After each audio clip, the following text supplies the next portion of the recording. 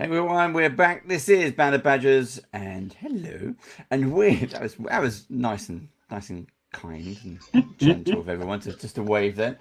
We are back for our second one shot from Towers of the Old West. This time we've got rid of Dave Seamark. Matthew Tyler Jones is in the driver's seat. He's also one of the writers and our guest GM for this 2-hour special. That's about it. What we're going to do first, though, is Matthew. What can you tell us about the current state of the Kickstarter? We know we're in second half of August. When's it coming? We're getting very excited and also scared and tense because the Kickstarter preview page is now live, which means we've been approved by Kickstarter. There's still a little bit of work going on in the background, some last minute changes going on, but we are still hoping to launch in the first week of September. Cool. And fantastic. I shall make it. And if any listeners here who haven't already followed the Kickstarter page, then do search for us on Kickstarter, Tales of the Old West, and click follow, and you'll be the first to know when it does actually go live.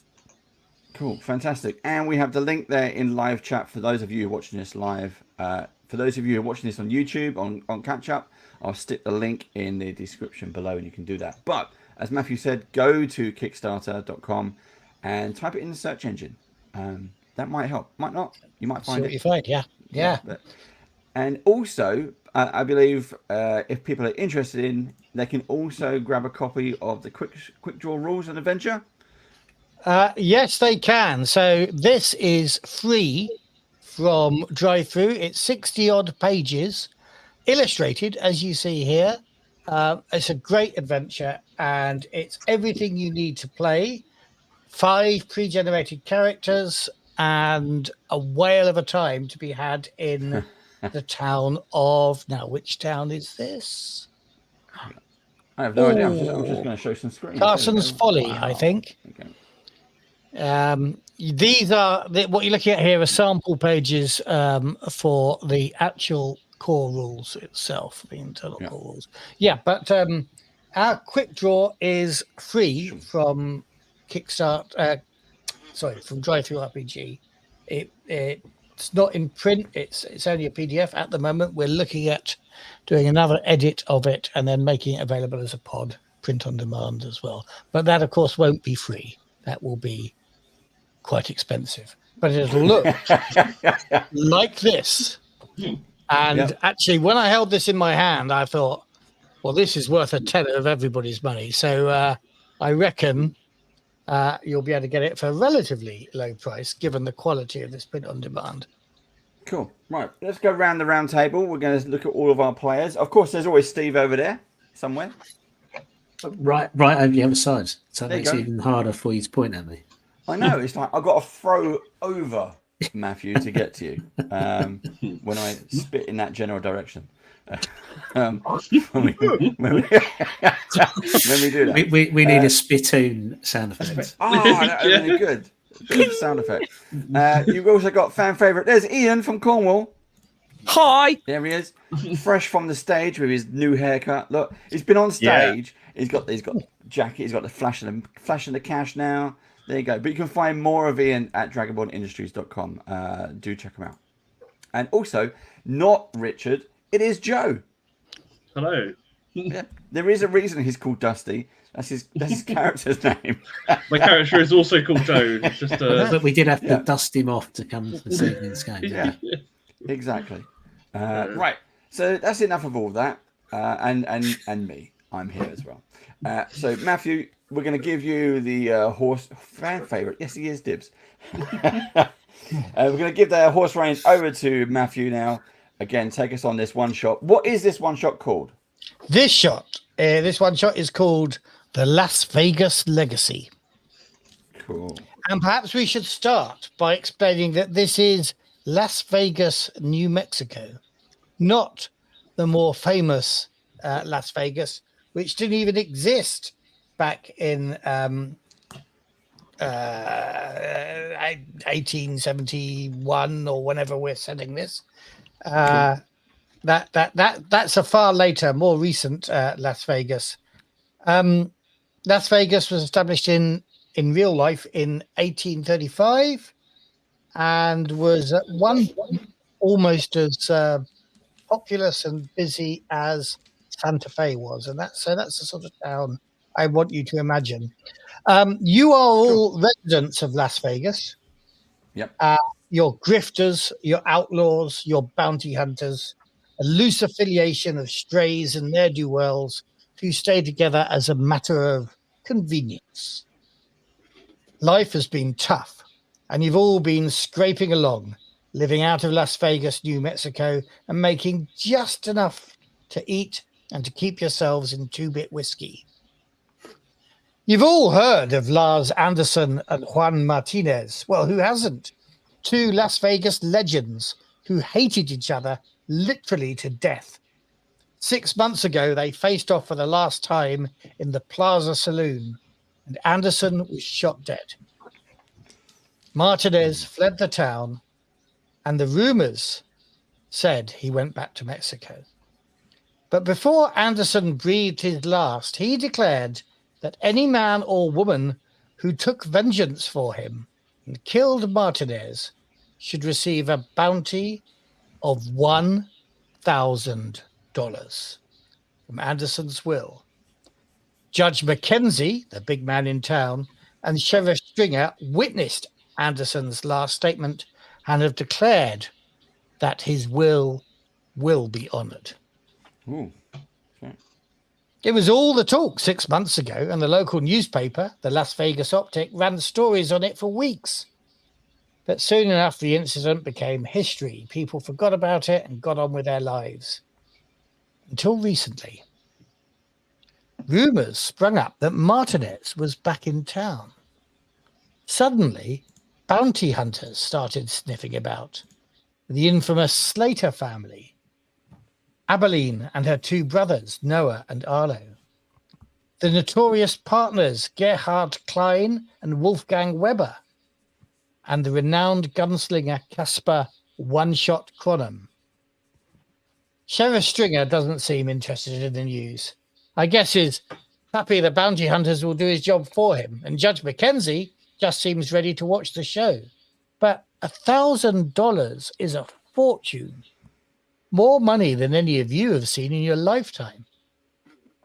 This opportunity is too good to miss. All you need to do is find Martinez and exact Anderson's revenge. Cool. I'm up for that. Yep. Where we go? Where do we go? Where do we start? Well, you're in town already, and you are natives of this town. So I think we should explain a little bit about how the rules work and maybe show that in action with a dice roll. Perhaps finding out whether you know anything that will help you on your way. So this is the Year Zero engine, the Effect podcast. We're big fans of the Year Zero engine, but this is our particular take on it. Who here on screen has played a Year Zero game before? Yes. And the one shot from last time. Cool. But not you, Joe. No. Okay. So in a Year Zero game, you will have a character sheet in front of you that has attributes, grit, quickness, cunning and docility. And it has what we call abilities, which are 16 skills, which you may have a number on or not. And generally, you pull your ability, your attribute and your ability to get a dice pool of D6. You roll that dice pool of D6. If you get a 6, you succeed. If you get more 6s, you may succeed with extra flourish. If you don't get any 6s, then generally you fail. But because you're rolling about probably on average 8 dice is a good roll, the chances of failing on your first roll are quite good. So all Year Zero engine games have the ability to re-roll the dice at a cost. Now, there are kind of 2 costs to what we call a push or what we call testing your faith in this game. to re-roll the dice, you have to spend a faith point. You will each have, at the start of this adventure, 4 faith points.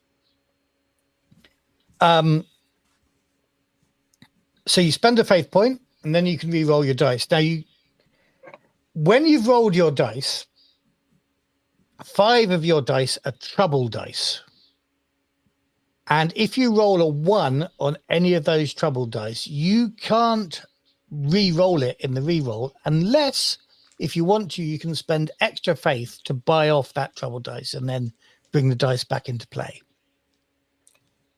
And the other trouble ones on trouble dice have no issue at all on a first roll, but on the second roll, when you push your roll, they will equate to trouble. And I will roll on a trouble table, or I'll make you roll the dice, and then I'll read from a trouble table the sort of trouble they may be. There are consequences to pushing your luck. Again, though, once you've rolled your pushed roll, you can, if you want to, spend faith points on buying off trouble. I think that's it.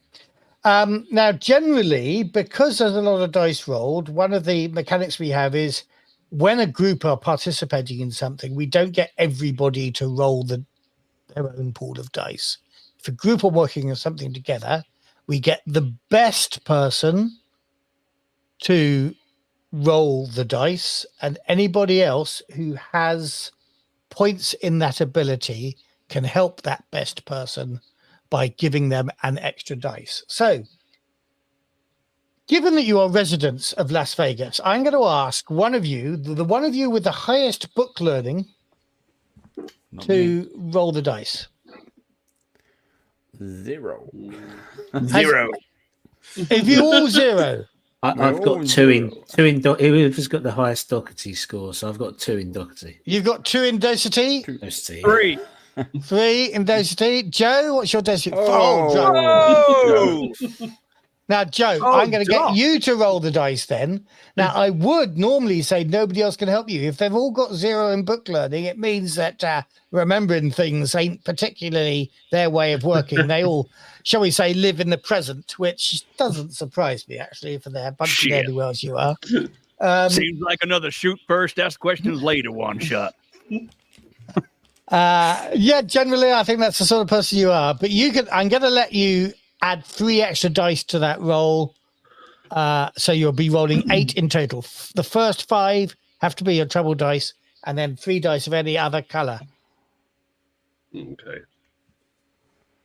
You got this, Doc. Right, so on the first 5, so I'm doing it digitally. So the first 5, I've got 2 6s and 2 1s. Okay, so 2 6s means you will have learned something.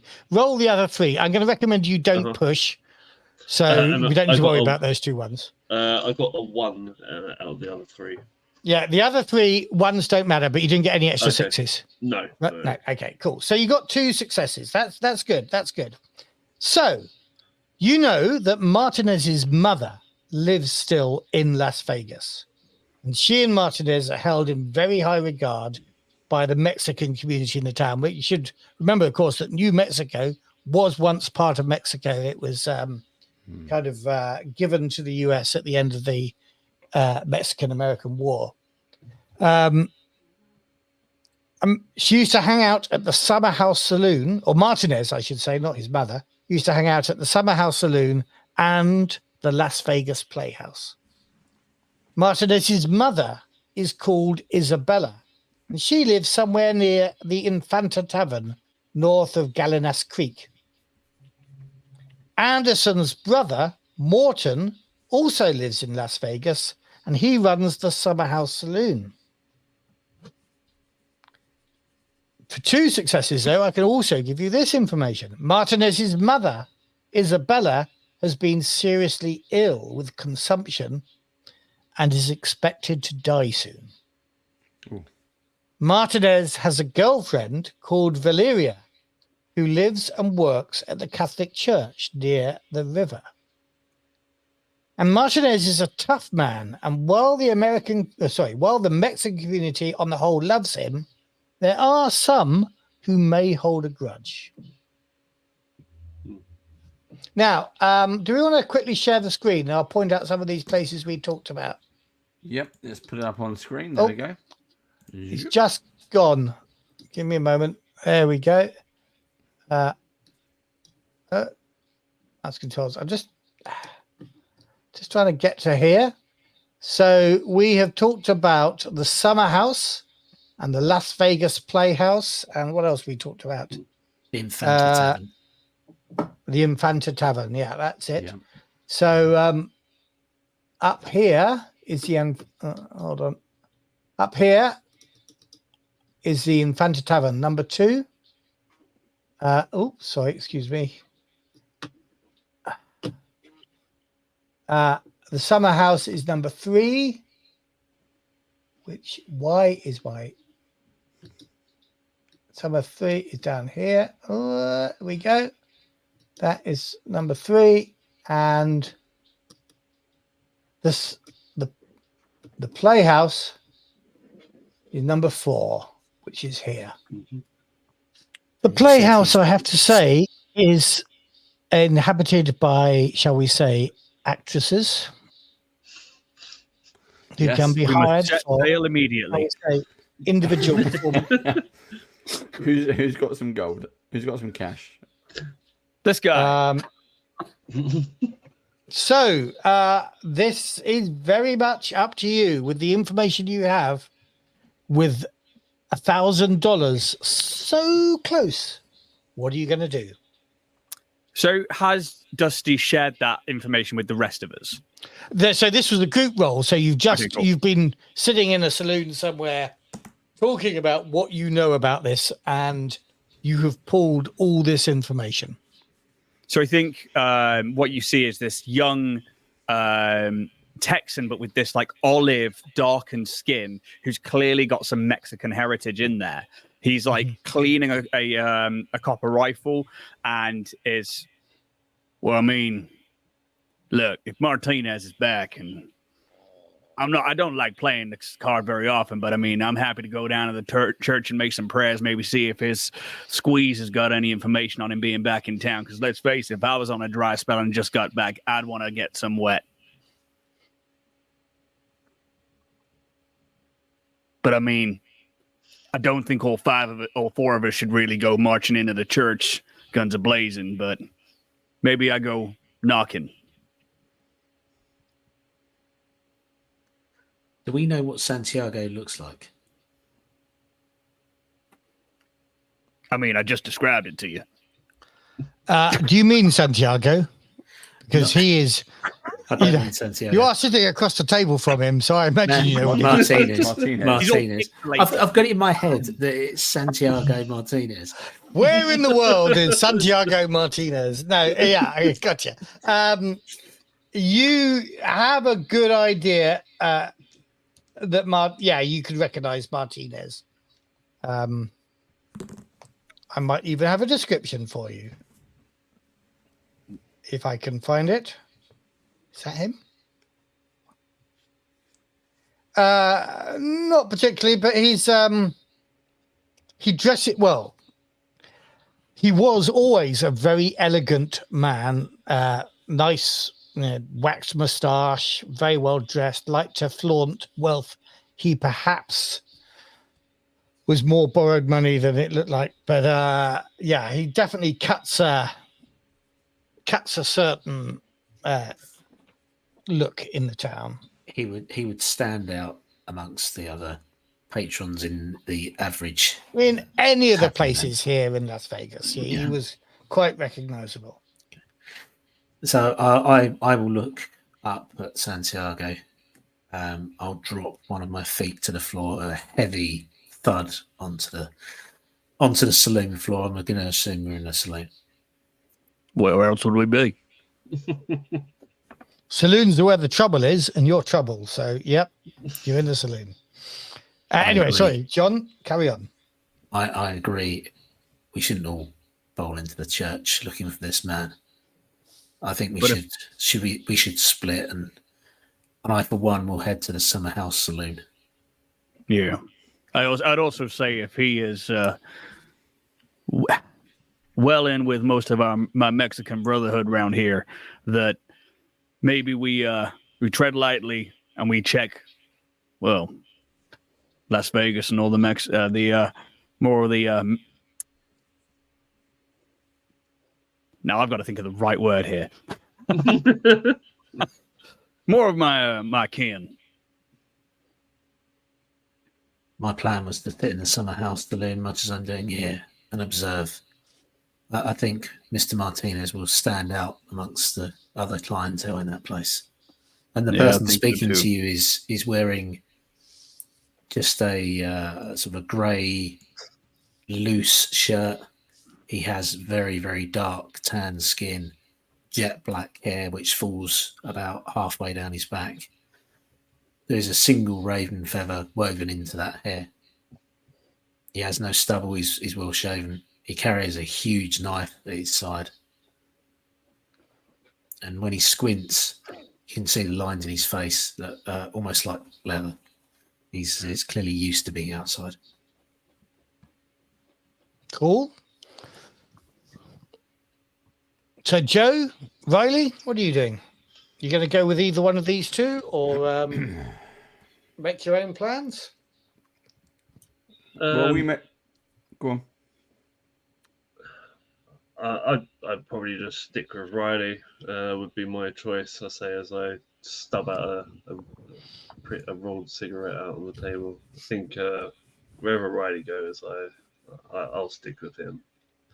So Joe looks to you, Riley.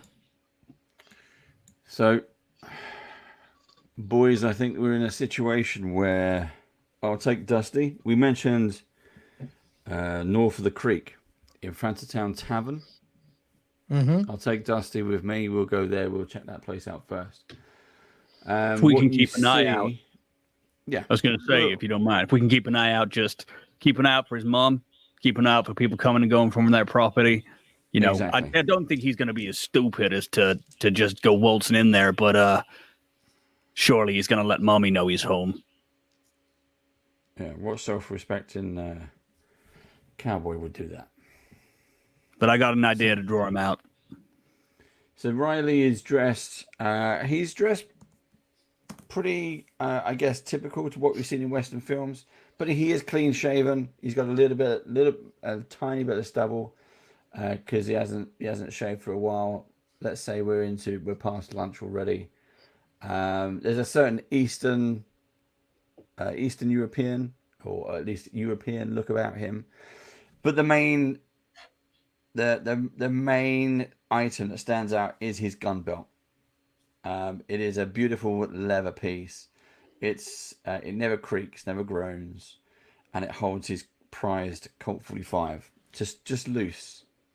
There's no little popper. There's nothing to hold it there, and he's always ready. And Joe, as you follow Riley out, what do you look like? Yeah, I realised I forgot to say. So Dusty, from looking at him, you'd see that his clothes were quite smart, but on a closer inspection, you'd guess that they probably weren't his originally, and that he's probably acquired them either via taking them off a dead body that he's caused himself, or just stealing them in some way or another. Much like myself, got a very long beard, probably not blue hair. And it's just a bit sort of like, scruffy, I suppose is probably the best way to look at it, but trying to look smarter than he is, if that makes sense. Right. Yeah. Okay, so you all head off in different, probably the same direction at first. Sorry? Just before we all split apart to go different places, Santiago will turn to you all and he's like, if I can get him to meet with me, where would you all want to meet and be waiting? Where can we act together? The Playhouse. Do you think that's going to be a place we can take him in and claim the bounty without everyone getting in the way. This is good Look, a place Playhouse to is a public place. He might feel at ease there. Okay, I'm going to draw him out with cash. I'm going to straight up try and get him out with an old bet. Try and tell his missus that I owe him money. Maybe drop some hints that I'll be at the Playhouse. If he likes Okay, cash. shall we deal with you first then, Sure. Santiago? Shall we Yeah. head off? So you're heading off towards the church, and where is the church? I didn't point that out on the map, did I? Whichever one is the Catholic church that Valeria is in. It's the one by the river with descriptions. 15 or 16. Now, I can't find any Catholic church by the river. 16. I guess it's this one down here. So you are indeed heading to the opposite end of town to where the others are going. So you've got the furthest to go, but you find it. You find the church eventually, and I think you're probably aware of the fact that Valeria is not just a hard-working, shall we say, clerk of the church, doing all sorts of womanly tasks around it, but she actually lives within the grounds. There's a small outbuilding where Valeria Cortez, her full name, lives with her daughter, and that's where you are likely to find her. And actually, I'm told, reading these notes here, that she's at 15, not 16. Live feed. Mhm. And that 15's over here, interestingly. I think it also describes it as being by the river. So anyway, never mind. It's like, this is the first time we've done this adventure. One of these two churches is where they are. It's an adobe building, like traditional sort of spaghetti Western style Mexican construction. The little outhouse that she lives in is quite modest, really, but it has a stove in. What are you doing, Santiago? So as he approaches, he's definitely like no guns drawn. He's very relaxed, like the copper's on his back, everything's sort of away. And he's just wearing like a loose shirt and an open waistcoat. And he's got this like, obviously this dark olive complexion. He's got like that small kind of very black mustache and small goatee. And is there like a bell above the church door, like the old Adobe styles? What, you mean the church bell in a tower above the church door, or an entrance bell?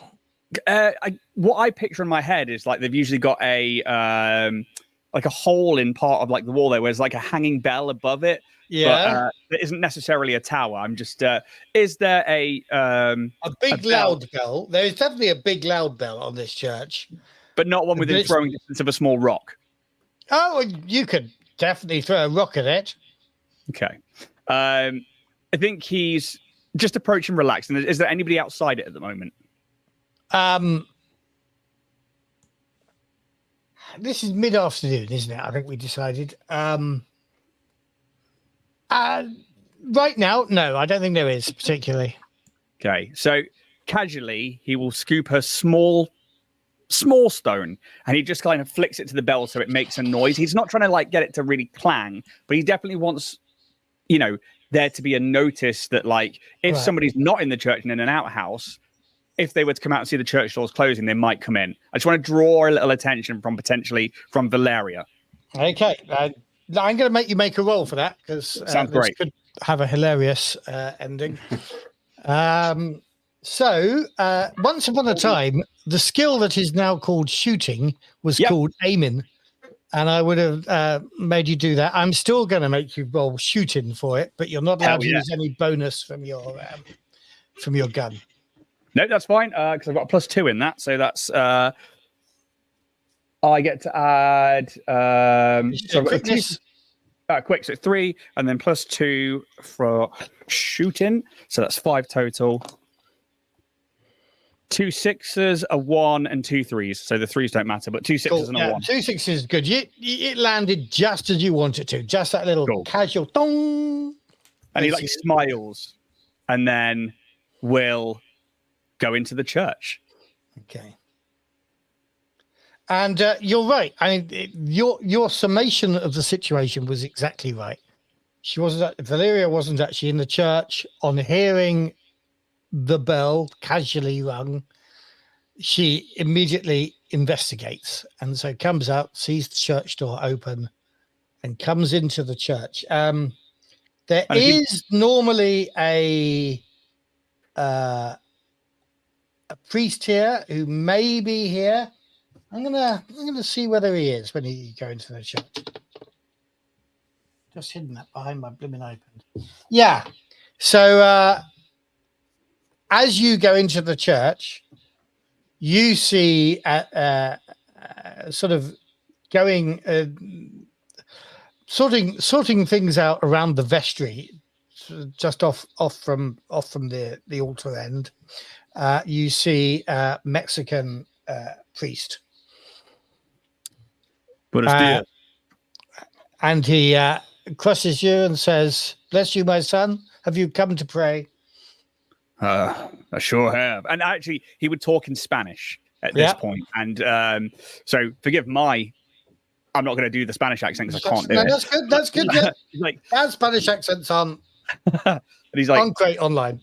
"You'll have to forgive me, Father. And he puts on a bit of a show that he looks a bit affronted with a male priest. He's like, "I was hoping maybe for some quiet time to pray and reflect on my sins, but I'm sorry, my mother was killed by a man of the church. I struggle with men of the cloth. If you could give me the room for but a moment to pray to the good Lord." And that's a story worth reading. I'm still going to make you roll for it. Yeah. So that would be your performing skill. So that's your docility plus performing. But I'm going to give you for that story 2 extra dice. Okay. It's only 5. I got a 1. Now, 1, if you wanted to re-roll that, then that 1 would count as trouble. Are you going to re-roll? Yes, I am. Let me mark down my faith points. So spend a point of faith and re-roll everything except the 1, unless you want to spend 2 faith points, and then you can buy off the 1 as well. I'll spend the 2 and I'll buy off the 1. That's a single 6 and 2 faith points gone. Cool. Right. Excellent. Well done. So yeah, he says, of course, he was a little kind of slightly affronted by when you accused all members of the Roman Catholic Church of being murderers, but he can understand your suffering. He sees it written plain on your well-acted face, and so he says that I have business in the vestry. God is yours to speak to alone. Oh, thank you, Father. I know it's not normal. And he waits for him to leave, and he takes like a prayer position, and he almost like puts it on a bit more, and he's like saying things out loud now, where he's just like pretending to sob a little bit, and he's like, "Father, I'm sorry. I keep sinning. I'm just a slave to the sin of gambling. I just can't stop giving my money away. Please, show me the light. Please show me how to. I owe so much money to so many people, and I'm so glad that many of them have skipped town by now, but it's going to catch up to me one day." I know that in your performance of this one, and I'm not going to give you any bonus for this, I'm not going to or make you make a roll for this, but I know in your performance of this one, you are keeping the occasional eye on the door behind you. Yeah, for sure. So at some point in that, whatever you think might be the most convenient point for you to be saying something, you'll notice Valeria's head sort of peeking around that door to check on everything and seeing you there. And he like takes a moment. He's like, "Oh, good day, ma'am. I'm so sorry if you need the church." And he like wipes his face where there would be a tear. I'm so lost. And like he just like puts it on like he needs the help and he needs the comfort of God, basically. But the priest that was here before, I didn't think he'd understand. And I just needed the room, but please, I'm sorry to bother you, miss. The name's Santiago.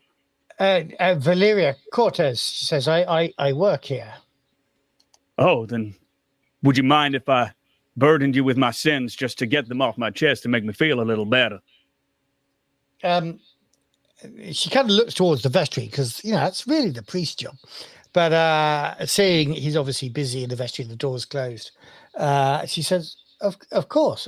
I am no priest, but I'm a good Sometimes listener, they say. an ear is all I need. The God's ears will find their way through you, I'm sure, ma'am. So she sits with you at respectable distance apart on the pew, Yeah. obviously.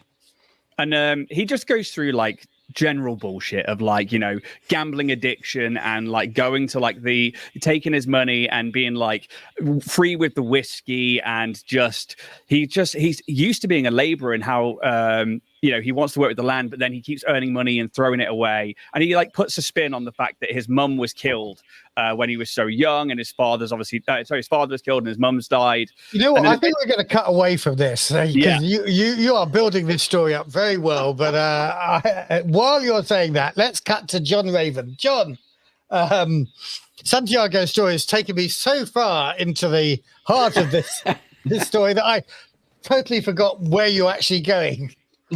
I'm heading to Martinez's brother's saloon. Oh yes, the Summer House Saloon. The Summer House Saloon, yeah. Okay, so the Summer House is a popular saloon with all sorts of people from all over town. So when you get there, it's it's probably the least rough saloon in the whole town, and generally the mood there always seems to be happy. You can hear laughing from there. There are good-natured card games going on. It's a good place to be as you enter in. Nobody looks at you funny as you come in. Well, I don't want to enter. I want to take in the vibe from outside. So I guess I know it's the sort of place that doesn't attract trouble. So it's not an outlaw saloon, so to speak, generally speaking. I want to look around because there's normally a boy around or a child around somewhere looking for some easy to earn pocket money by running an errand. Oh, I'm sure. Yeah, you can find boys of that sort. That sounds a bit wrong. Let's not say boys of that sort. You can find. I can find a messenger boy. Yes. I dismount. I hitch the horse outside to the post, and I'll gesture over to a likely-looking lad who's probably laying on the boardwalk, feet up, looking bored. Mm-hmm. And from out of my pocket, I'll pull a whole silver dollar. Mm. His eyes light up wide. I'll clench it between my forefinger and thumb. My hand is quite large. There's no chance for him taking it. And I'll bend down. Boy, this silver dollar, I'm going to give it to you. You follow my instructions to the letter. There is a man. You can see his eyes calculating. He's working out where he would be quick enough to take it or not and deciding against it. So he nods and says, "What instructions, Senor?" Inside this saloon, there's a man, Mortimer. He's the owner of this saloon. Morton. Yes. Sorry, Morton. You're to go inside and deliver this news. Morton, Mr. Morton, sir. Your mother. The priest says to come straight away. She's taken a turn for the worst. You want me to lie to Mr. Morton? Yes, for this whole silver dollar. And if you do so successfully,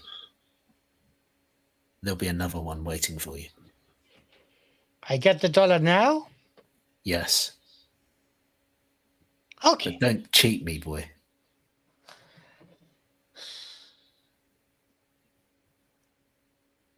Right. And the silver dollar over. You hand the silver dollar over. The boy runs in, and I'm going to cut again because I know exactly what's going to happen. But let's just cut back to Riley and Joe. You are heading towards the playhouse. Am I right? In the Infanta Tavern, The that was Infanta. north of the creek. Yeah. Right. Yeah. Oh yes.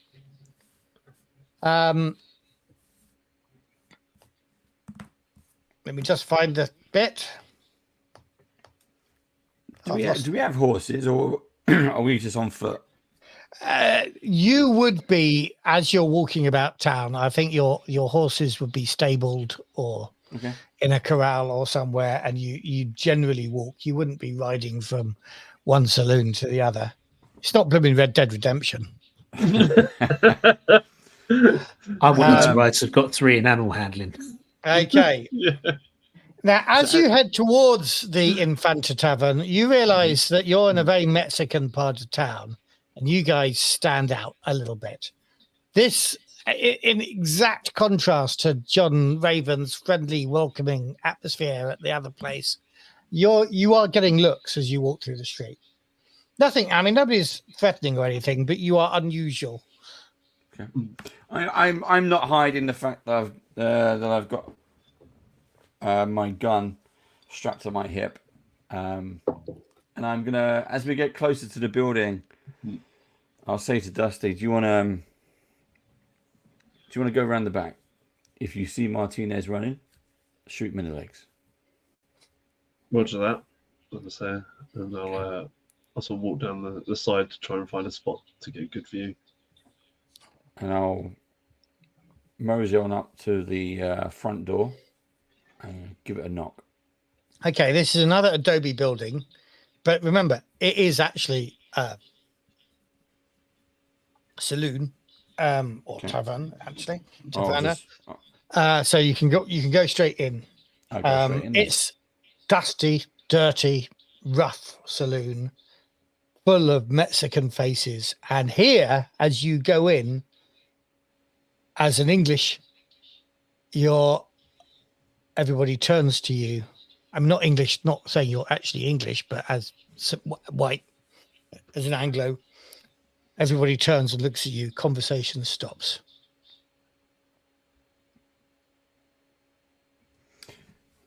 I'll Angel Ortega straight over to says, the bar. "Welcome, stranger. What do you want to drink?"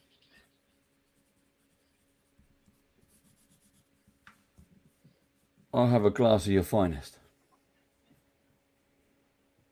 Mm. At the bar, I'll take my hat off and I'll put it down next to me slowly. She has a dirty shot glass. She gives it a bit of a wipe, puts it on the bar, grabs a bottle of colorless liquid, pours it in, brims the glass.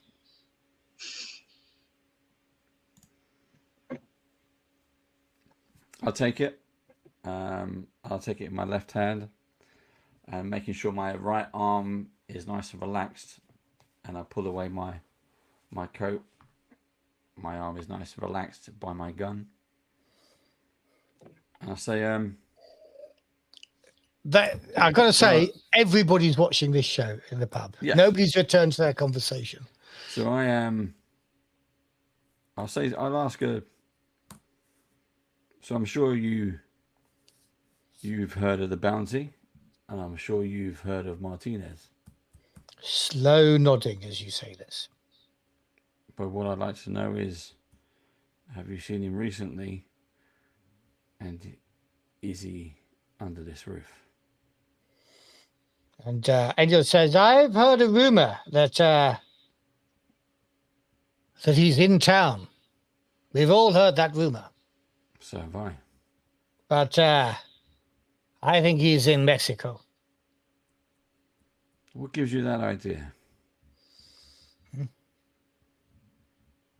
I would have seen him. He's not the sort of man that can hide here. That's very true. People know him. And yet all there are rumors. There are just the rumors, yes.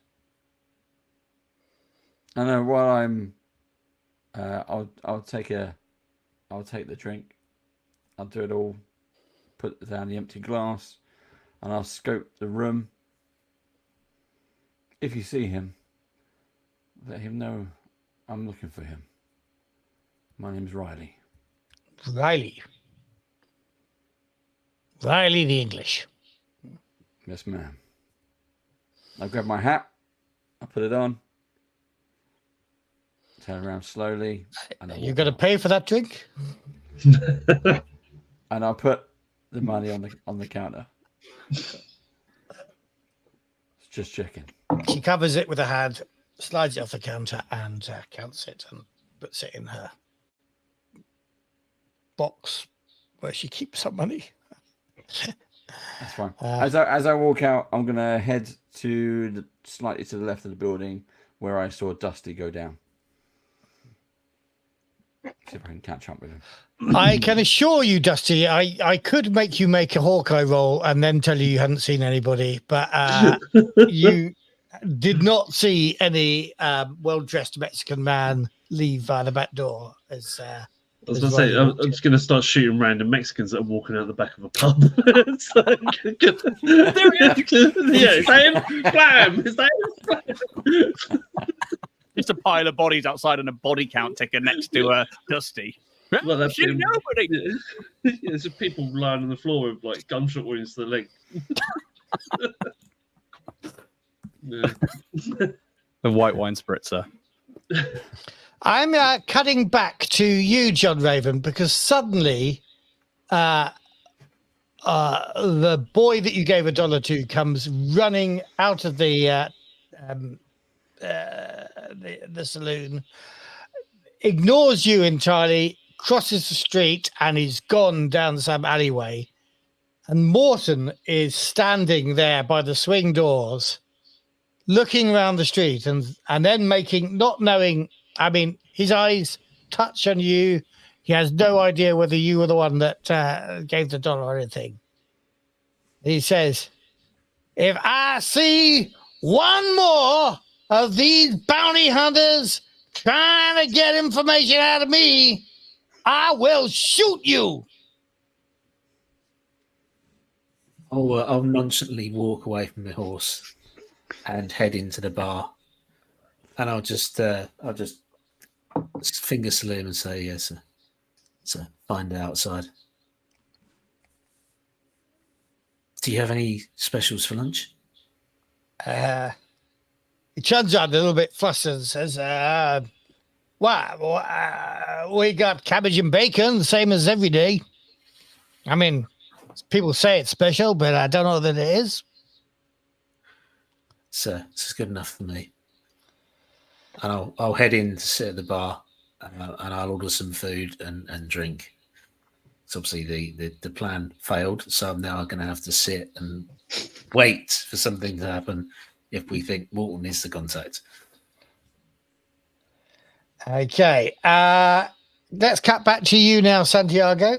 And I think this entire time we're getting to like this whole story's been playing out, and we're now towards the end of it where the tears are drying up, and he's like, the Spanish is now slowing down again, and he's just like, and actually I think that one of the things he would have done is he would have slipped the story in, not at the end, somewhere in the middle, that like the biggest debt he owes, luckily the guy ran from town, so he's always carried like $100 on him just in case this guy called Martinez ever comes back. And you know what, I think I'm going to go to the Playhouse and spend it tonight, because I don't think I'm ever going to see that guy again. And then the stories continue until he gets to the end where he's like, thank you, ma'am, an ear was all I needed, and may the good Lord bless you and your own. And I just needed to get all of that off my chest. I think it's time for me to make for that Playhouse. And he just jingles the coin in his pocket, and you can see like a flash of green, like a nice like wad of dollars that's been folded over twice to make it look like it's more than it is. You know what? Time to live a little more until the sins take hold of me again. I am going to be rolling some dice for Valeria. And you are going to be rolling a perform roll. I'm going to give you, again, for the time you've taken building that story up, I'm going to give you another 2 dice on your perform. Roger. There we go.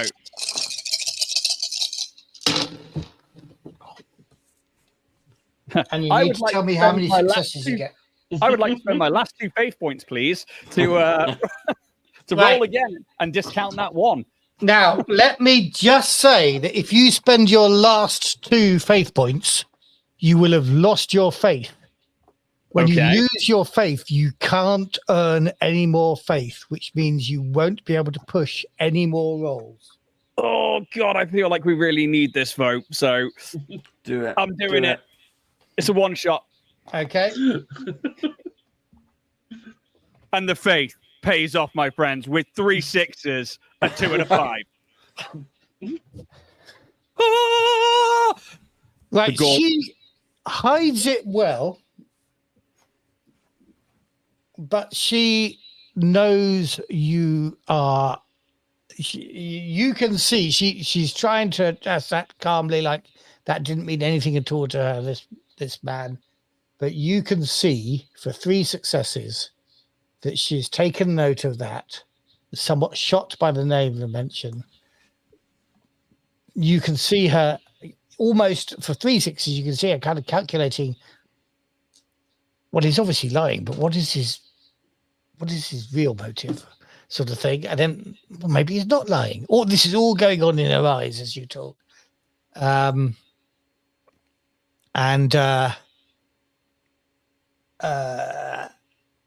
Yeah, but again, then she kind of recovers and listens to your story and says,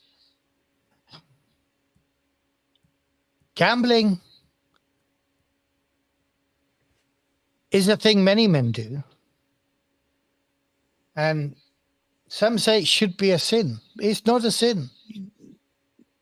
You can gamble, but look to yourself, to your health.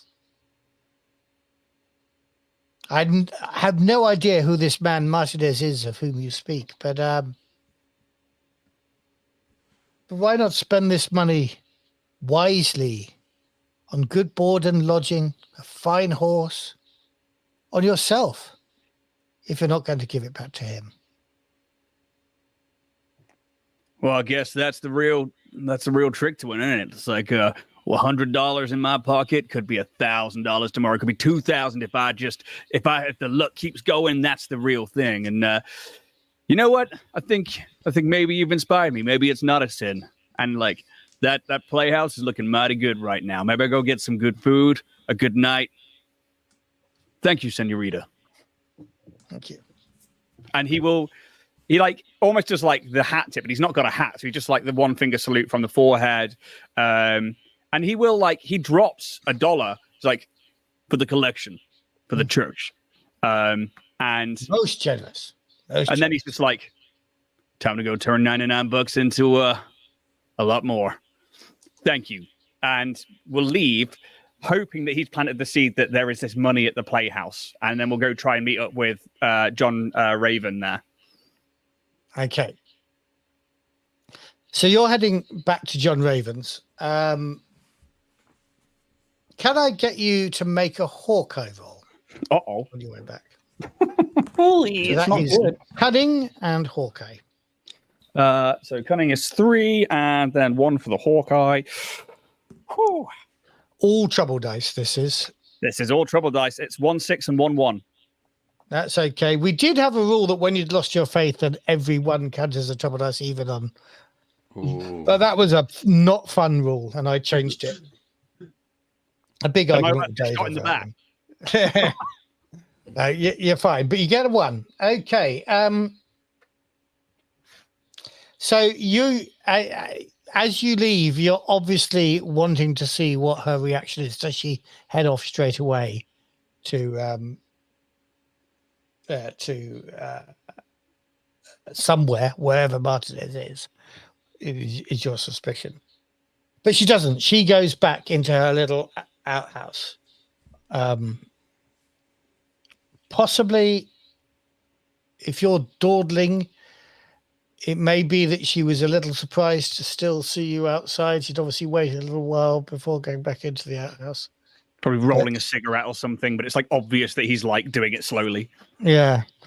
But yeah, she heads into the outhouse. She doesn't go running off. He just nods to her and then will make his way. Cool. Right. And so so where are you headed now, Santiago? Actually, I'm going to cut back to Joe and Riley in a moment. Yeah, I planted the seed of the playhouse, and that's where I'm going to go wait and, try and sit in an obvious position, sit somewhere where it looks like I'm getting ready for a night out, like, going to have like a big drink in front of me, a big white wine spritzer, and, really kind of like not quite put on the show, but like I just want to look like big money. Right. Now, let me just make sure so you don't mean the summer house where your man John was. I think did we decide at the start to meet at the playhouse? I'm sure it was, yeah. Yeah. Yeah. So that's the house of ill repute, the bordello. Yeah. That's where I'm going. Okay. And that's the seed I planted for Valeria. So okay.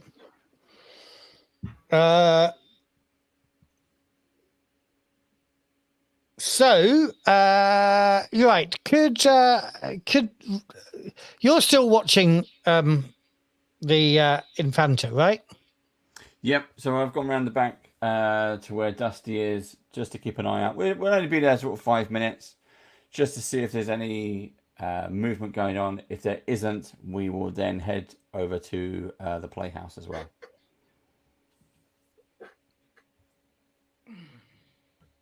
I don't think he's here. Well, we've left. I've left a message. This waiting's more boring than fishing. Well, you would know. So, let's head back through town. Let's go to the playhouse. Right. Okay. I think the playhouse may be where we move to then. So I think you arrived first at the playhouse. Santiago spent a long time weaving that story. yeah. Just working out the timing. And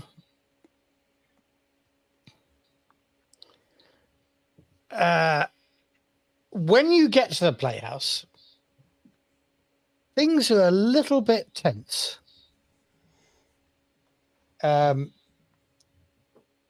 You notice that, the young ladies are there. They're normally, well, I'm sure you've frequented their services in the past. You normally expect them to be warm and welcoming, but they're being a bit tense. And at one of the gambling tables, there are a number of there are 3 people sitting, and everybody's kind of giving them space.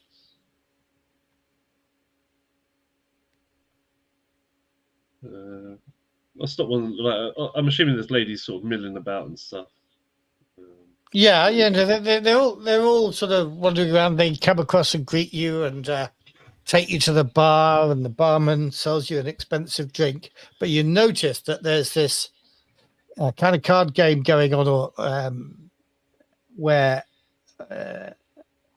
these people are definitely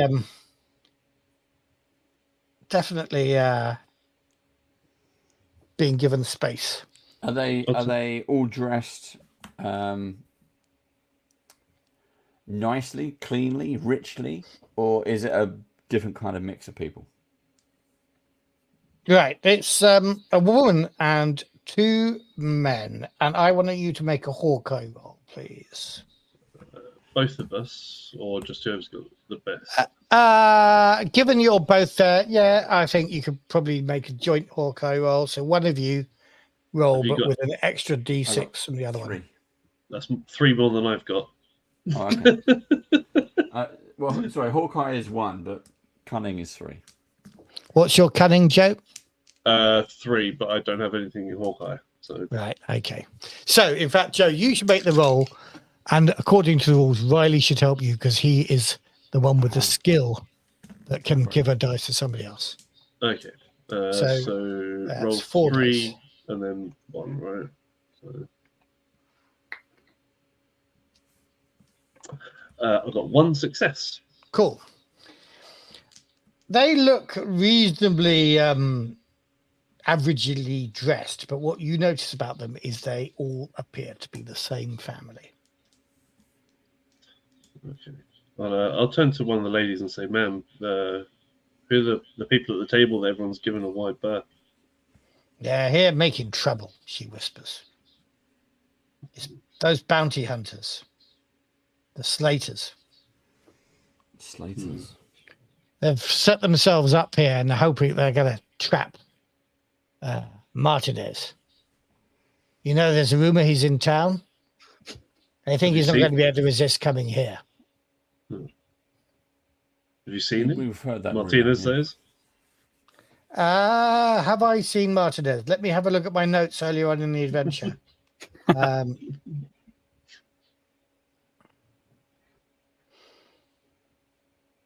No, they've heard the rumors she's back. Mm.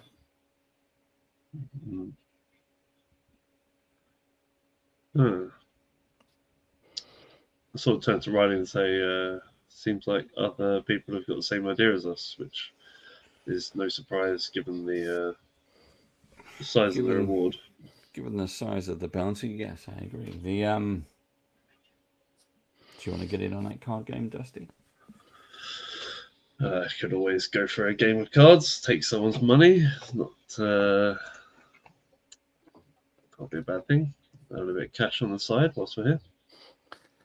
And let us say, Santiago, that as you come into that conversation, you come in and see your friends across from the bar.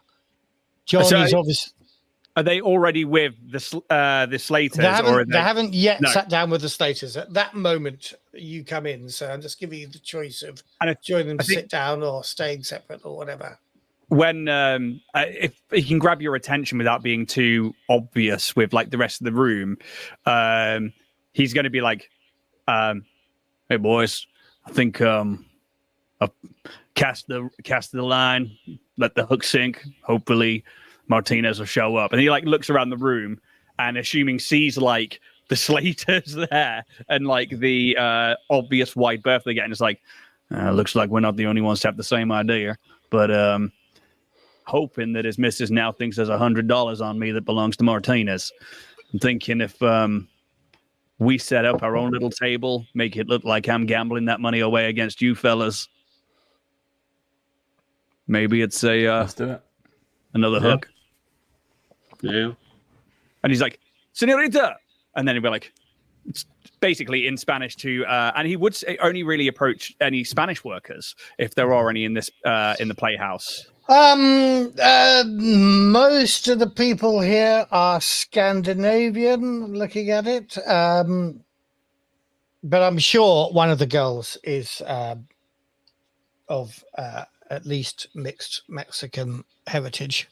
And he really like fires up on that and is like getting like really into like the spirit of like that like liveliness that you find, and is like getting particularly this one lady who he will speak to in Spanish, or and he's like getting drinks ordered for the table through there, and he's like talking to you guys like he doesn't know you and like he wants to gamble, and he's like just like drops some dollar on the table and then like pulls out a deck of cards and will just try and make a little bit of a showmanship to be like, "I've spoken to the good Lord, and the good Lord says I'm free to gamble as much as I want. This money here I was saving for a debt, but you know what?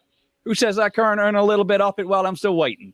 And then it's just like, starts dealing out cards and stuff. And then he gets this working girl to basically act as the dealer and also as essentially the table like concierge and stuff like that. And I guess we perform that we don't know each other and I'm gambling away this money. For that. Yes. Yeah. Okay. I'm going to get you to make a group performing roll. I think have we done this before? Nobody got a performing skill? No, I I got got 3 two. in dexterity. I got 2 in performing. Cool. Oh, okay. I've got a 0 in performing. I And also- who's got the best density? Me again, I think 5. Right. Okay. Well, given Dusty. Santiago's working quite hard, I'm going to give you a bonus dice, Santiago, which you can give to Joe on making that. Yes, please. complete. The other thing I've got is Swindler, which is where I get +1 for any test when scamming or cheating someone. Would you class this as scamming? Yeah, I someone? feel that's probably applicable in this case. Hell yeah, it is. Cool. Given the cards, you've So- probably done this kind of rube and what's the Yeah.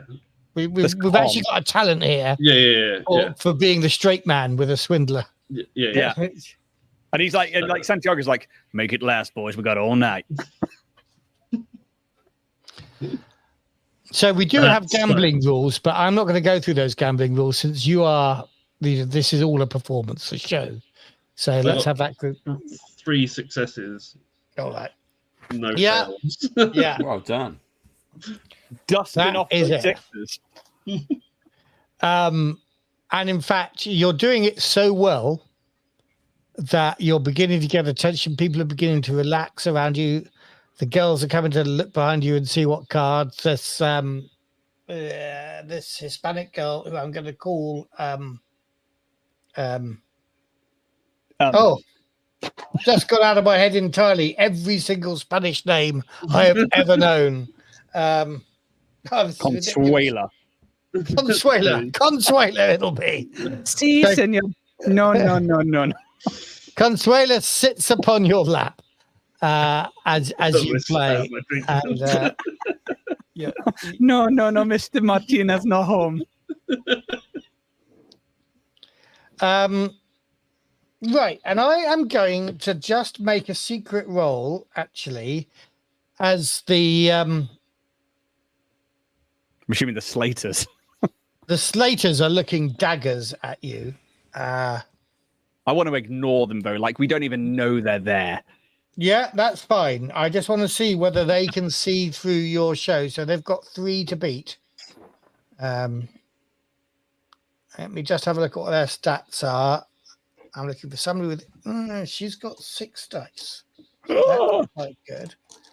Can we use faith to force them to re-roll if they get good? No, you can't use faith at all for a start. In these guys. Oh, on that note, how do you gain faith back? There are various ways of gaining faith back. Shall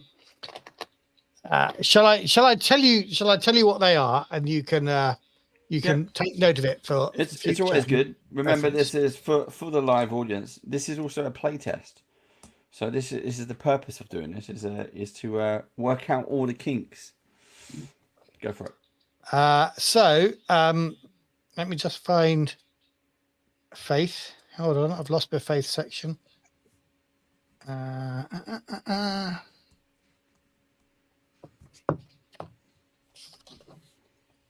Give me a moment. I'm just. I'm not going to spend time looking for the big list, but things like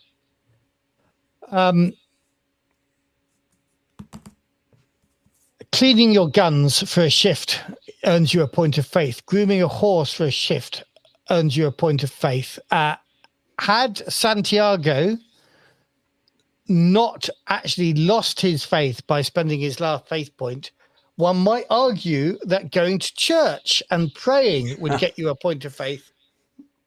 However, you spent it. Gambled it Yeah. away. and you can't collect faith in that normal way. Now something rather extraordinary has to happen, or you get, if this were a campaign, you'd get it in the next adventure. So generally Also, assume, Santiago, you are out of faith for the rest of the adventure. Your prayer wasn't really very sincere either, was it? Really? So No, at all in the slightest. It was completely using God. It was an anti-prayer. I went only there that, to but- sin and lie to get a man and kill him. Yeah. You gambled it If away. you by any to chance God. roll 4 6s on an unpushed skill roll, then that would get you your faith back. I'm so close. But you can't just go around saying, I'm gonna do this, I'm gonna do that. Can I make a faith roll? I'm glad that didn't count. So so they are rolling 8 dice. Oh God. 5. This is where it could all fall apart, boys. And if they succeed, they've got to get 3 successes or more than 3 successes to see through your act, however. But they are already looking at you as though they're suspicious, because they're suspicious. See, now this is tense. I don't want these guys to see. But your prayers are answered, Santiago, because no successes at all. So yeah, you're safe there. However, you can see them kind of getting rolled. They wanted to be the kings of this gambling table. Yeah. They may have had a similar plan to yours, and they were hoping that he'd be attracted to come and gamble money with them. I don't know whether they'd ever spread the word that they're there, but every time you glance over, they're going. And there's muttering going on.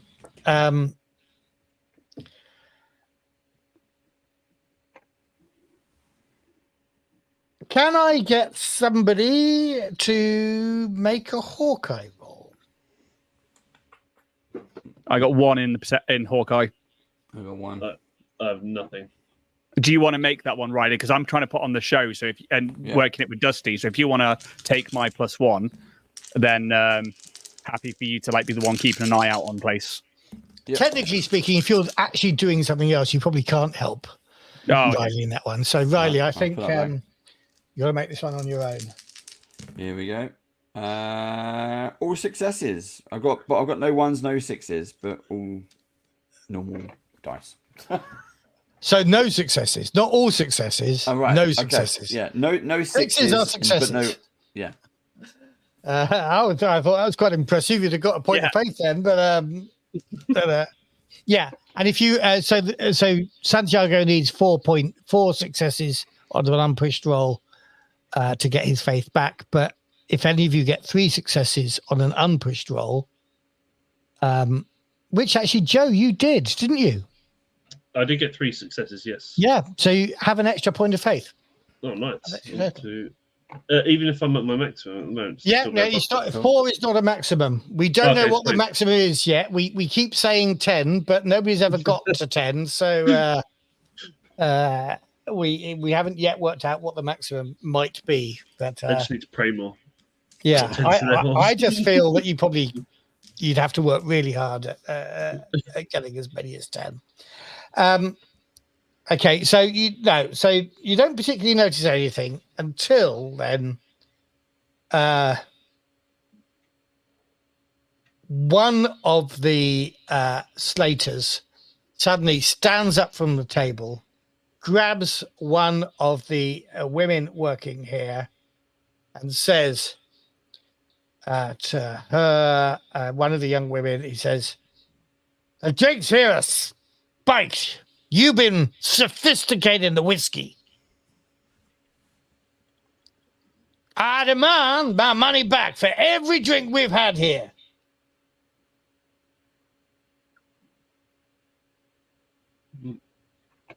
Tequila. You're not reacting at all. You're carrying on your show. Yeah. What's the rest of the bar doing? What are the rest of the women? What is the barkeep doing? What are the rest of the clientele doing? So obviously we're if you're in a busy pub and people are having a great time, they're not necessarily going to notice one person getting salty. So yeah, what's the rest of the bar doing? So I would also say for us, let's just be louder than the slaters. Yeah. So if his slurred words and say, "Oh, I'm insulting," we go, "Yeah, the drinks are wonderful. More drinks." Yeah. People come and join us. We're having a party. Let's lay it on thick. He's my shirt is mostly unbuttoned now. He's like, "Tequila!" But he hasn't actually had a single drink. He is pretending to put them away. Okay. So what are the rest of the people doing? They were already tense around this family until you came in. You softened the atmosphere here with your great show of cards. So, but now a good chunk of them, those who aren't directly involved in your game, are suddenly tense again and backing away. And he sort of frog marches this young lady past you, his hands gripping her arm, and pushes her at the bar and says, you give me my money back. And he's saying this to Mayor Hackinson, who's the landlady here, who's behind the bar. You give me my money back, and every cent I spend here, you've been watering down these drinks. How does the barkeep react? Like, 'cause surely she must see rowdy customers all the time. She says, and you're right, she's pretty good at this. She says, I'm not saying you're wrong.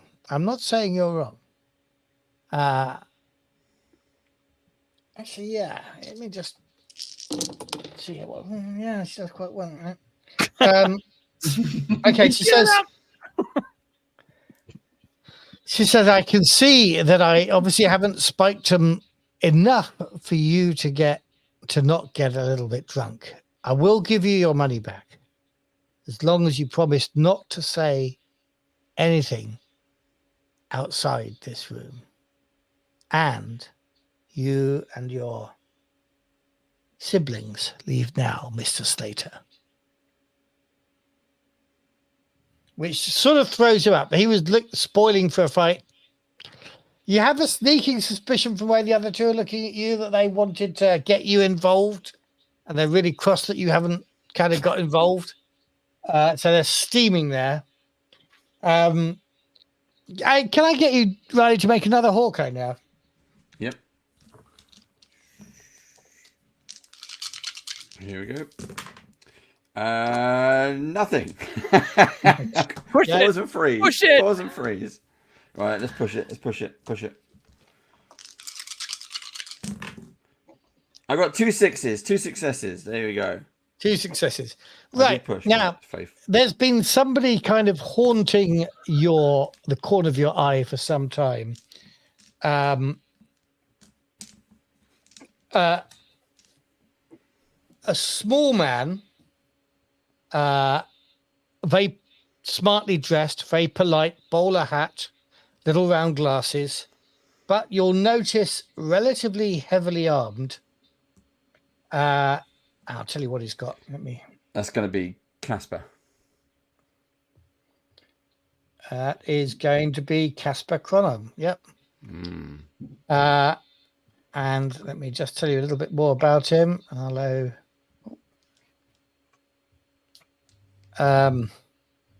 What's he carrying? Welcome back. Yeah, he's got 2 Manhattan Navy pistols hanging from his belt.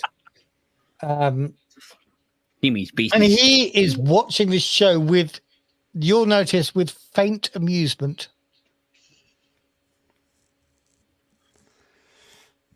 Wink at him. Wouldn't get it. Yeah.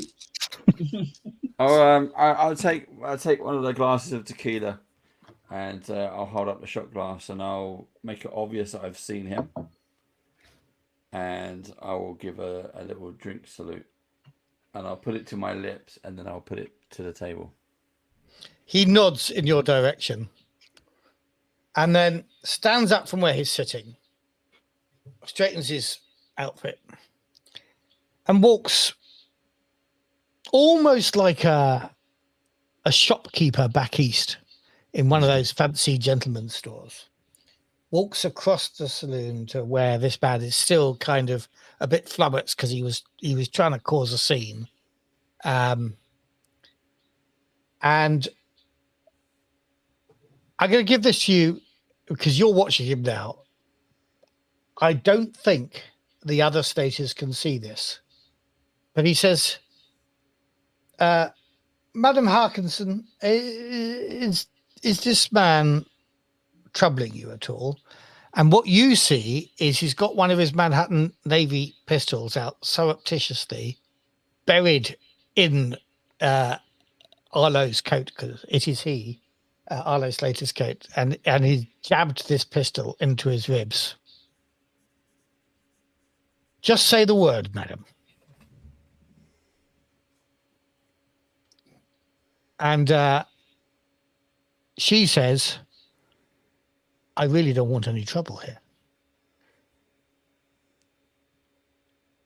But yes, they've been bothering the girl.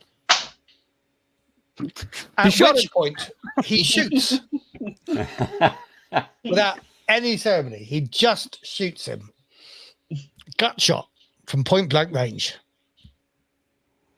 Nice. At which point, so I will point out now that if the other two stand up in the way that they are standing up and drawing their weapons as they see their comrade fall, you are directly in your table between them and Mr. Cronelm and the body of their dead brother. Well, I don't know whether he's dead. He's gut shot. Should we just take out the Slaters? Yeah, I mean, it cuts out our need for doing it later, right? When Lady turns up. And I think, like, in this drunken stupor, which is completely an act, like he's like, tequila, just drops the bottle, pulls the cop around, and we'll just take a shot at the woman. John, just to catch you up, you've all been playing cards in a bid act. Santiago, having convinced himself that he'd already entrapped Martinez to come into the saloon. But while this was all going on, you realised that there was another group of bounty hunters who looked like they'd been trying exactly the same tactic. And they got pissed off because you guys were doing it better than they were. Martinez has not appeared. You don't even know. He may well be in Mexico, according to what John said, or what Joe learned. But now a gunfight is about to happen. So I need to draw initiative cards. Oh, and this is going to be quite a complex one. So we've got three separate sides. Yes. Well, we know that the bar is pretty much on side, and we've got like the bruiser who is like, again, we've given him a little salute of like, you can see we're not actually drinking. So I'm hoping that we just put the Slaters down. So Riley, you are drawing a queen of clubs. Queen. Okay. Joe, you are drawing 10 of diamonds. Santiago, you are joining a 4, so you're not going to go unless you've got a talent. Have you, Santiago, that lets you draw more than one card and choose the best? No, I've got don't even know authority whether and we- roller. Right, yeah, no, okay. And John, you are drawing a 5. Okay. So I'm going to have one for oh God, what's his name? Gustav Casper. Drawing an ace. Uh-oh. Is that good or bad? Ooh. That's he's as good as it gets. His ace is high in this game. He's already used his ace though, hasn't he? He was the No, that was initiated it. that was before the initiative had started. Oh, right. Where are we? Casper. I'm going to do one whole card for the Slaters. 6. Oh no. And one card for the whores, and if they do anything, and that's Jack. And I want you to imagine, as you watch Casper and you see my performance now, I want you to imagine that I am Christoph Waltz in Django Django. changed. Yeah. Because it says, yeah, because he turns around, pocketing or holstering his Manhattan pistol, and says, Before there is any outbreak of hostilities, I am a duly appointed officer of the law, and this is a wanted man. That's all he can do, I think, that one.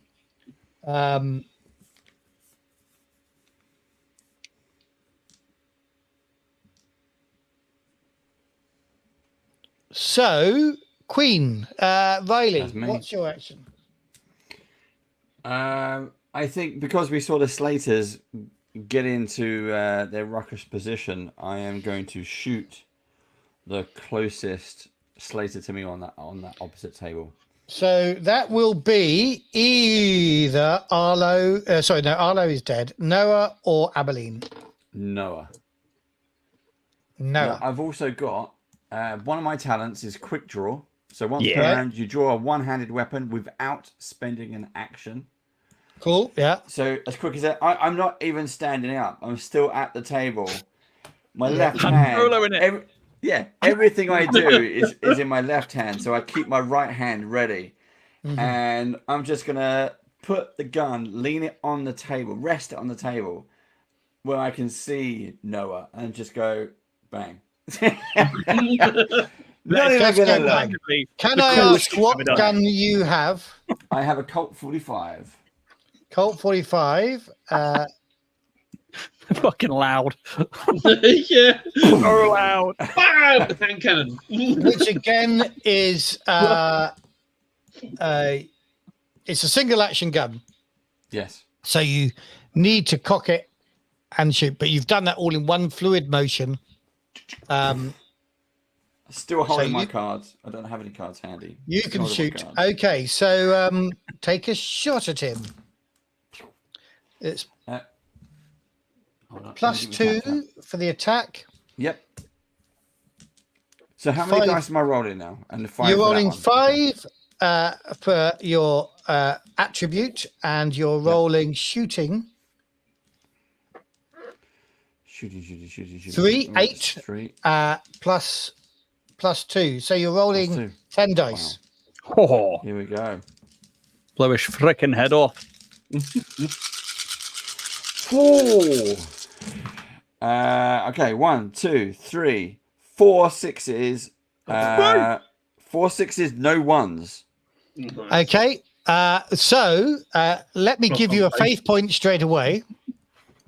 Oof. You could roll the other 6 dice and risk getting a, if you really wanted to, but 4 6s, No. you're going to do some serious damage. Yeah. And then I'm going to win this hand. Yeah, sorry. Bam! Aces. So Yeah. now you can roll a. Obviously, you're going to spend. What's the? Yeah, you only need to spend one of your successes on a critical. So I'm assuming you're going to do that. Yes. You could also spend, therefore, the other 2 on extra damage. Now, that gun does 5. That gun does 3. So if you spent That's 2, three. you would be doing at least 5 points of damage, Yeah, which- let's do it. will likely take him down. Just take his head off. Okay, so let's just have a look at Noah. Oh, do you see his head go? Yeah. It does say in the character background, I do kill people with 1 shot. Right, well, we'll wait and see. But he's down. He's down anyway. He's broken on quick. Oh, nice. Brilliant. Nice. Now roll 2d6 of different colors. Name one as the tens and one as the units, and tell me what you've got. The units high is what you want, Units is 5. and one. What's the tens? 10s is 4. 4. You shoot him in the gut too. Ooh. Slow.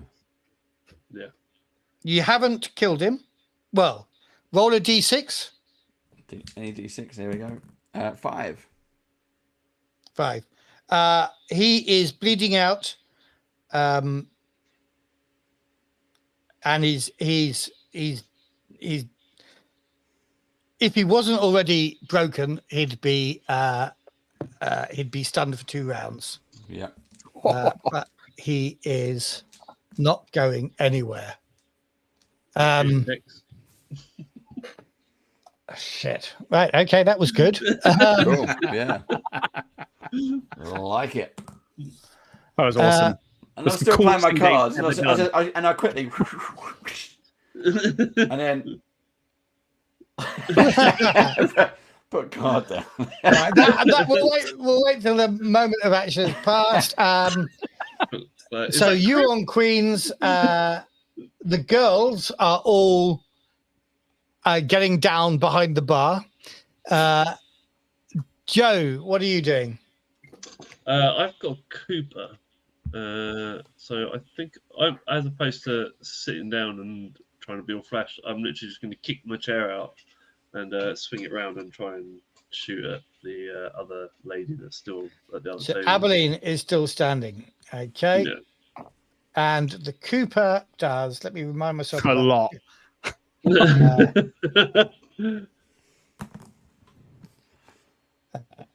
This is action double. So double action, which means that you could in fact get. Oh no, you've got to draw, and you don't have fast draw. So you're drawing, but you can get a shot off this time, and next time you may get 2 shots off. Action double. Attack bonus, though, it's a clumsy weapon to use, so it doesn't give you an extra attack bonus. So you're looking at shooting. You're looking at 5 dice. Cool. So I've got 2 in shooting, and then quick, I've got 3. So is that the 5 in total? That's your 5 dice, yeah. So roll 3, and then the 2 for the shooting. You can roll all 5 altogether. It doesn't make any odds because they're all trouble dice. I got none. No successes. No successes. Any ones? No.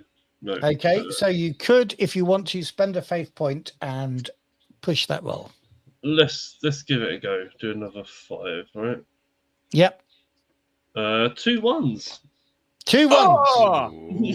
Right. Hey, push it and cancel. Can we do that? No, you can't push and cancel. Damn it. But if you want to, you can spend 2 more faith points or 1 or 2 points and buy off your trouble. Let's do that. Okay.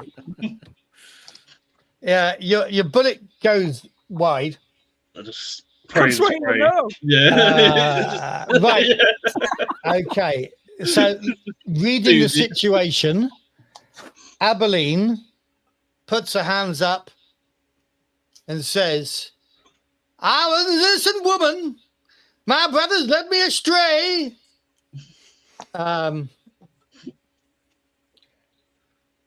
And, Can you is there a way to see if she's lying? Well, yeah, I mean, yeah, it'll be her performing versus your insight. So let's see how she does. However, you'll have to if you take action after she's surrendered, there'll be a bit of a challenge there. Right. Okay, I'll roll her performing. And you roll your insight. 2 6s. She, of course, is lying through her teeth, but she's also surrendering. Yeah. In front of all these people, I don't think we should just execute her in this instance. In that case, hand her over to the guy, right? So, John. Actually, it was your next action after Abilene put her hands up. So Dusty's got up, pulled out his Cooper and fired wildly, and the bottle of tequila that I've been fake drinking out of all night shatters in my hand. Whoa, that was wide. It was wide. Runs down Santiago's face.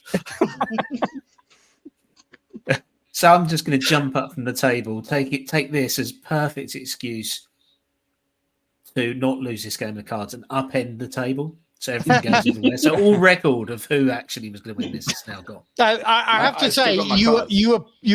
you were playing together to make the game last, so the stakes weren't real. You were doing it on Yeah. purpose. Okay. But it wasn't an actual gambling game. Yeah. No. So I'll jump out and I'll pull out my knife and I will move over to Abilene. So I'm going to move over with the intent of trying to restrain her. Literally attempt anything, but You I could use the will top half of the draw bottle my of knife tequila. and move if I can. Santiago, what are you doing? I think seeing that she's surrendering, John, who I trust more than anyone here, is moving over. I know that he's got this. I guess I just like look at Consuela and I like just like nudge the table so it jingles with some gold. Watch this like amazing shot from Riley mixed by this like wild shot from Joe, and he again just goes tequila. Just like, yeah, he's just like he's not going to do anything. He's just like he doesn't need to do anything in this point, but he's just like smiling and just like very charming. Yeah, but I'll forego my go and just let it ride. Cool. Casper says, again, nodding to you, particularly Riley. He says, well, it looks like we need to split the bounty on this one. Abilene is worth $150. Each of her two brothers worth $100. You fairly earned $100. I have been following them for some time. Is it fair for me to take the other $250?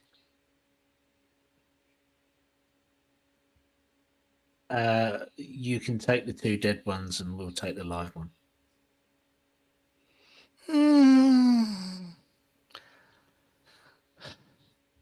She has surrendered. That makes her more trouble for us to transport her. And I get the credit on this man's kill. Is that what you're saying? It's not my kill. Yeah, you can have the credit. Very well. People to hear know the truth. Yes. Yeah, I mean, he's happy to negotiate that. So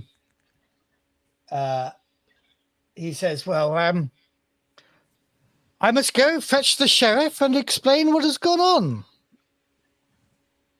I assume you'll be here when we come back. No doubt. And so it turns out that Casper wasn't here after Martinez at all. He was here after the Slaters. And Gotcha. You've helped him get his bounty in. He has a mild interest in Martinez, but I think he's going to take his winnings, as it were, and quit the cards while the cards are good. So he comes back with the sheriff, and there is, for the rest of the evening, I think, paperwork and stuff.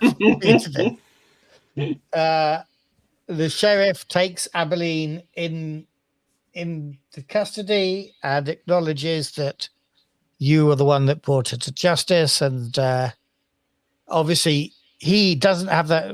Unlike the £1,000 of Martinez, he and the judge don't have the bounty here, but the bounty is a state bounty, and so he will write to the appropriate authorities, and a transfer will be made that you can pick up at the local bank at some point. But throughout that whole evening, no clearer to Martinez. No nearer to Martinez, I think is what I meant, and no clear idea of where Martinez is. And I think if Martinez has got any sense, he's not going to go anywhere near that place now. And I think once the sheriff and everybody has like finished doing their paperwork and they clear out, for the first time in the night, he takes a shot of tequila and then will quietly relay to the rest of the boys around the table what I did in the church and like everything and like why it led to this like big, basically like lie and like then it just turns out that the Slaters were here and it kind of fucked it all up, and now it's like back to square one. So like at least we know where Valeria is, and that I saw her wait to think that I was gone and then go back into the outhouse. And he's like, and I don't know quite where Mummy is, but I guess we need to stake out for the night. If they know there's trouble and bounty hunters in town and that there's things are getting rowdy, we need to act quick and quietly. Crusader's looking very disappointed. She thought she was going to be spending time with you, but hey, baby, I got 20 minutes for you. Hold on. Either we're acting quick or we're acting in 20 minutes. Shit, love, I'm spent.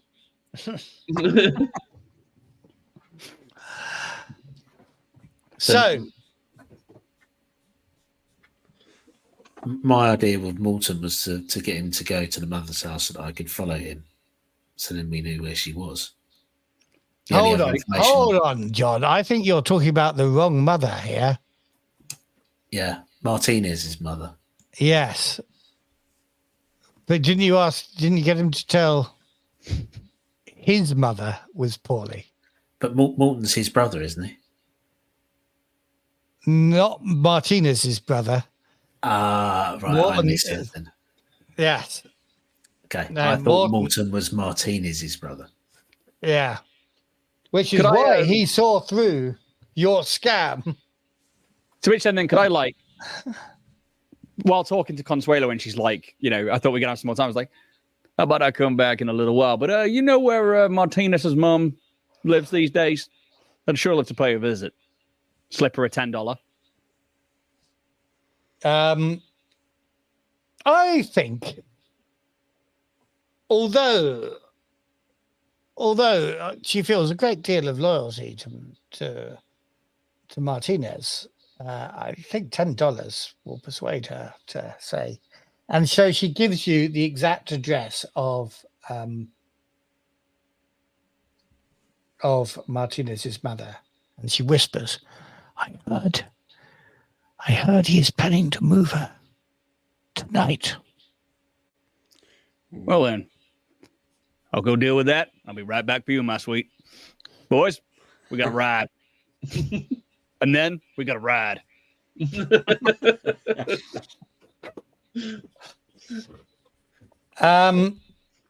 So I suggest then that as you arrive at Isabella's house, you can see that a wagon has turned up,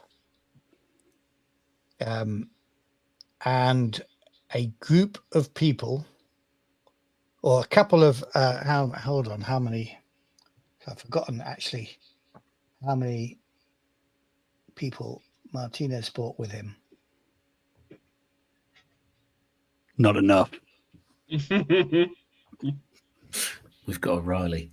Yeah, not me and my shooting.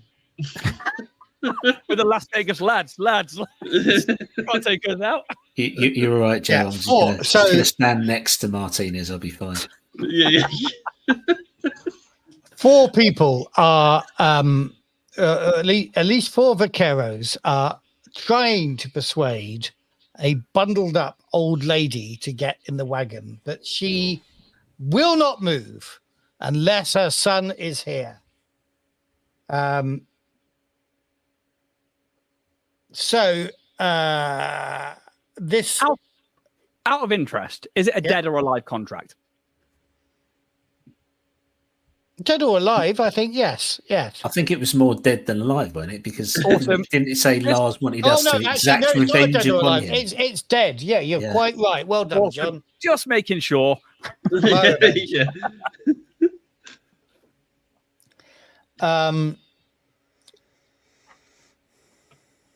And so there's a bit of this discussion going on as you turn up. Now, Dear. I was going to say, Buenos dias. how quiet are you being? But you're saying Buenos dias.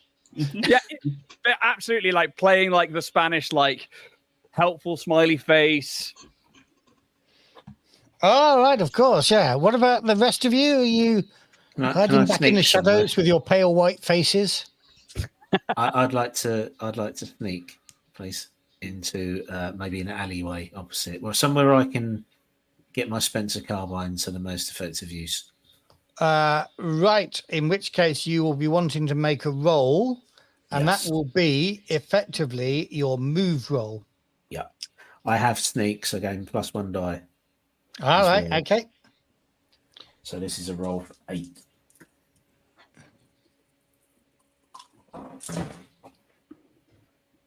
I have no 6s and 1 on my trouble dice. Given that we are 14 minutes away from the end of the session, I'm gonna faith it. Yeah. are you spending 2 fate to get rid of that trouble dice straight away? Yes, I am. I got 2 6s. 2 6s. 2 6s. Okay, so you are snuck. Let's not define where you are right now, except you have gone into hiding, and at an appropriate moment where it would look cinematically good for you to appear out of nowhere. For 2 6s, I'll let you do that. Riley and Joe, what are you doing? Carbine is cocked and ready to go. You're on mute, Joe. Yeah. I will be loitering somewhere nearby, but not close enough to Santiago to assume that I'm with him, if that makes sense. Just sort of leaning up against a wall somewhere. Right. Hidden in plain sight, as it were. Yeah. Yeah. Riley, what are you doing? I'm gonna make myself a target, as I always do. I am gonna strut down the middle of the road, keep my hat on, pull my coat away from my sidearm, keep my hand nice and loose, and I'll just keep walking towards them, closer and closer and closer. I will not draw first. Could we say that we're doing that from opposite sides, so that I come in going like, so like in Spanish, then like as you come down, I'm like, gringo, gringo, bounty hunter. And as they turn around, you blow their brains out. Exactly that. Right. Okay. I'm going to get you, if you're going to do this in opposite directions, I want you to make a kind of preparatory move roll. Yeah. One of you has to make that roll so that you've snuck past them so you can come from the other direction. But I don't care which of you. Oh, which one's move? So Move is a quick roll. Right, he's going to kill his mum, isn't he? How much you got in quick? 5 for me. Yeah, you go for it. Yeah. Right. 1 6. You don't like sneaking, but you do manage to duck round the back of some of these buildings to follow Santiago's plan so that you come out. And as he sees you come out from between 2 of the buildings on the other side of these vaqueros, Santiago, what are you saying? I'm like, gringo, bounty hunter in like Spanish, and then hopefully get them to like draw and turn towards Riley as I'm going to cock my Cooper. Cool. All right. Oh, okay. Right. How are we going to do this? Can I get you to make a performing roll? And I'm not going to give you any bonuses for this one because this is almost as bad as, oh, what's that behind you? Yeah. Look over there. Well, I might even take a dice. No, I'm not going to take a dice from you. Just make a performing roll. Nothing. No success, no failures. Right. Okay. So I'll just see what they do because they may still be fooled if they get nothing as well. They are cunning. Oh, yeah. I think they won't be fooled, but let's give it a go.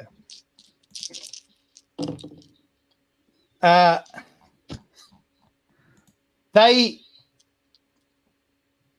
see through your plan immediately. So 2 of them turn to you, 2 of them turn to you, Riley, and they both put their hands up, or to each of you, they put their hand up and say, "We can talk. We don't need to fight." Okay. Where's Martinez?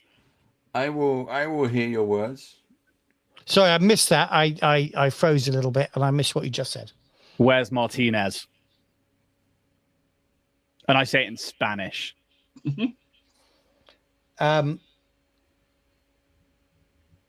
They all look at each other, and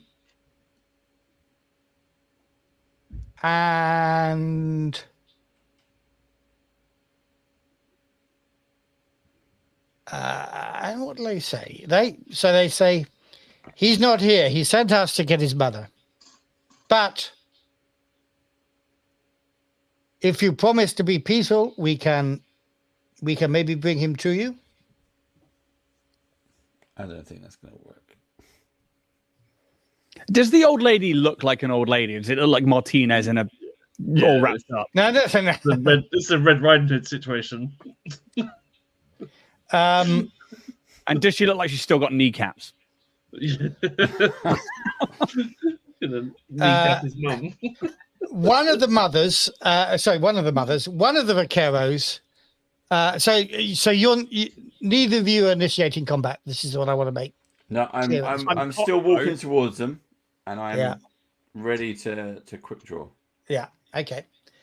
They're trying to hold you off, but the man that's put his hand up to you suddenly gets whacked around the head with a stick. Says, "You bring me, my son. I'm not going with you unless I've forgotten his first name. Fuck it. Excuse my French. What's his name? What's his bloody name? Juan. I am not going with you unless Juan is here." So you can see they've got difficulty. And then from across the road, from the saloon where you staked out the saloon, hoping to find Martinez walks out. He doesn't look anything like you thought he'd looked. He's shaved off his moustache. All his smart clothes are gone. He's looking like the poorest vaquero you've ever seen. But he says, disguise. Gentlemen, I'm sure we can talk. This doesn't need to end in more bloodshed. And then again, it's like $1,000, and this will end right now. You want $1,000? You know, I have an answer for you from this one. Hold on. Dave wrote an answer for that very question. I obviously can't pay you $1,000 right now, but I can give you $250 in return for letting me walk away. I take a double shot. Oh. One at each kneecap. So this is center of mass. I'm going for the chest. I'm gonna. This is out of initiative, so this shot is free, as it were, and then we'll draw cards. Okay, so it's shooting, which I get 2 on. Then what else do I add to that? Quickness. Oh yeah, quickness. So that is another 1, 2, 3, and then do I get anything else on top of that with the Cooper, or is that it? Cooper be in the ATT column against the Cooper. No, it's a 0 on that one. Okay, cool. So because I'm already cocked, I'm hoping I can do double shot here. Okay, that's 1-6, nothing else. 1-6 on your first shot. Your second shot is 2 fewer dice. 2 fewer, so I'm down to 3 dice. Mm-hmm. A 6 and a 1. So two single sixes, right? Yeah. Yep. So on the first shot, let me just make sure. Where's your Cooper? Yeah, that is. First shot does 2 points of damage, and your second shot does 2 points of damage. So yeah, okay, but you haven't got a critical on him of any sort. No. Right, and now we draw cards. God, I hope I'm at the top. Right. So Riley, Yeah. I don't know what we do with jokers. Riley, you're not Bottom. moving fast. Oh, fuck. Okay. Joe, you are moving fast. Yours is an Oh. ace. Santiago, you hope you're at the top. Oh no. You're moving after Riley. John, you are moving just before Riley. These are 3 diamonds coming up here. What's going on, guys? You need to shuffle that deck. Yeah, Mr. shuffle Matthew. that deck. It's been shuffled. It's been shuffled. Look, it's been shuffled because your man Santiago. Someone else has got Santiago. +1 to swindle it. Martinez- Oh my god, And, we're all down on Joe's his shot now. vaqueros are Right. 8. going there. We're gonna get murdered. Ah, well. You better not be Damn, standing still. near him. Just throwing that out there. It'd be all right if we're standing near him. Okay. So it says here Martinez will fight if he has to. And so he you just shot at him. He is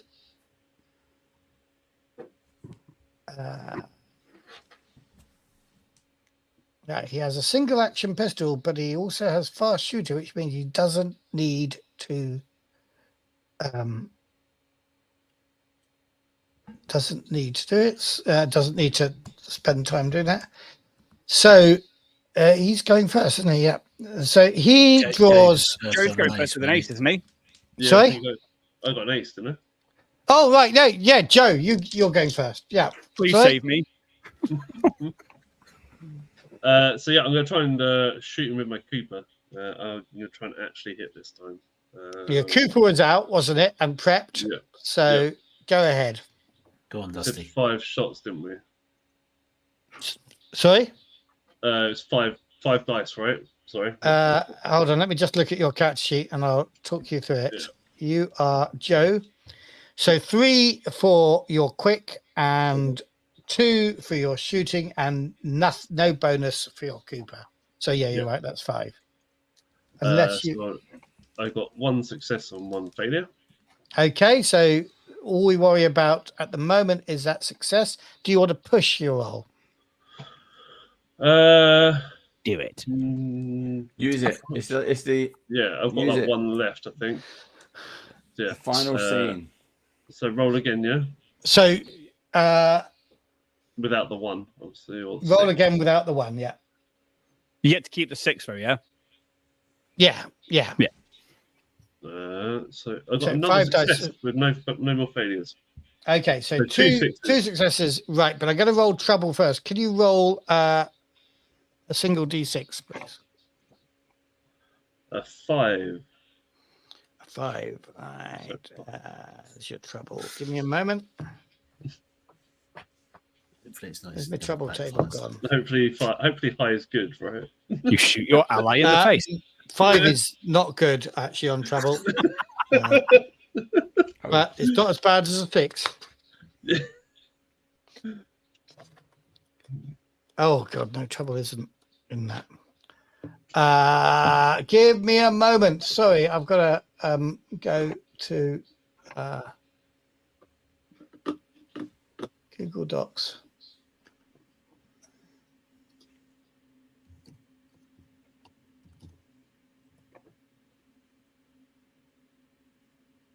For those of you who are watching this on YouTube, and actually for those of you who are watching this live on Twitch, this is the second Tales of the Old West one-shot playtest that we've done. We did another one based in Albuquerque. Go check that out. It's on our YouTube channel right now. But wait until we finished if you're watching this live. Damn it. Dave has once more not put the trouble table in our shared drive.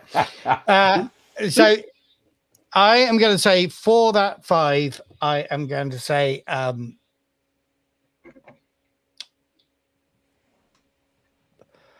going to store that point of trouble for a bit later on. It may play, but first of all, Cool. he Santiago had already been shot at. You just got 1. You got 2. Did you? 2 In the end, sixes. 2 successes. Yeah. So you can spend that second success on a crit if you like. Mm-hmm. Yeah. Do you want to do that? Roll this time a D66. So 2 different colored dice, or however you're doing it online. 56. 56. Mm-hmm. Ooh. Oh, that's a good base. 56. I mean, the last one was a gut shot, and that's 54. That's 45. Oh, was it? 45. Yeah. And Wow. you shoot him through the heart. Yes. Look at the other guys like that. Just stand up. Just Oh, what are look they at going them to and say, do? Are they "Run." going to carry on the fight or are they going to run? Let me just have a quick look. I'm still walking down the road towards them. Death is coming. Given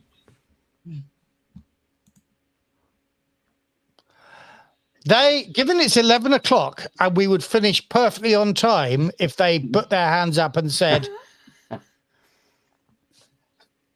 you got the old man's revenge. Yes. Nice. They turn to you, Santiago. They say, you will not be welcome in this community anymore. And like he just looks at them and in Spanish just goes, "Get." And she's shocked into compliance. His mother gets on the wagon, sobbing as she sees the fallen body of her son and says, "Her mother is not meant to outlive her own son." Double shot. And No, but as they wheel the cart away, yeah, well done. That's $1,000 you will have earned. $1,000 and the extra money Consuela, that we don't Abilene as need well. this community. Gonna ride off into the sunset with Consuelo, right? No. It's $250 each. Well, what did you think of that? That was very fun. Yeah, that was good. That was good.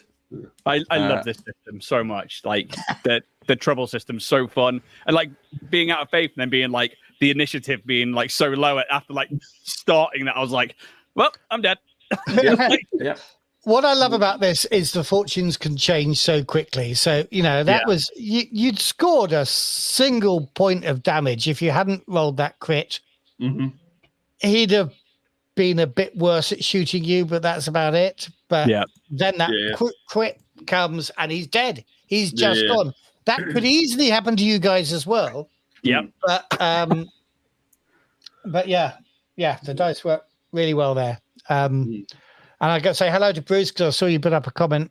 He's been watching on Twitch. He's one of our patrons. And possibly, apart from Dave and Tony, the most experienced Old West GM. So I hope I did okay. Bruce, in your eyes. But yeah, Bruce, let's get you on for the next one. Hold on, the next one. We've got to spread the love here. We can't keep doing demo games just for you guys. Why not? We're looking to broaden our audience, not just have only actors backing us on the Kickstarter. It might be, might not be. Right.